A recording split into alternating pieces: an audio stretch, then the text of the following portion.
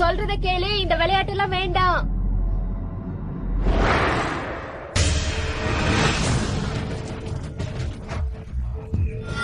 ஆள் காணாம போயிட்டா. இந்த மாதிரி நிறைய புகார்கள் வருது. நீங்க எல்லாம் கொஞ்சம் பொறுமையா இருக்கு. கூடிய சீக்கிரமே நான் உங்களுக்கு சொல்றேன்.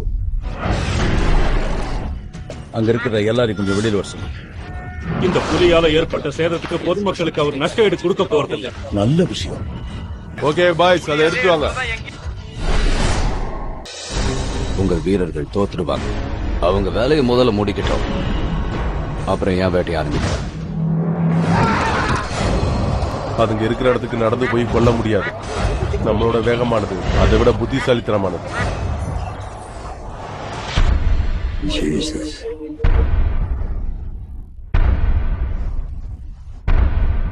பக்காவா ட்ரைனிங் எடுத்த 2 சோல்ஜர்ஸை எப்படி புலியால கொல்ல முடியும்? மம்மி அங்க பாத்து.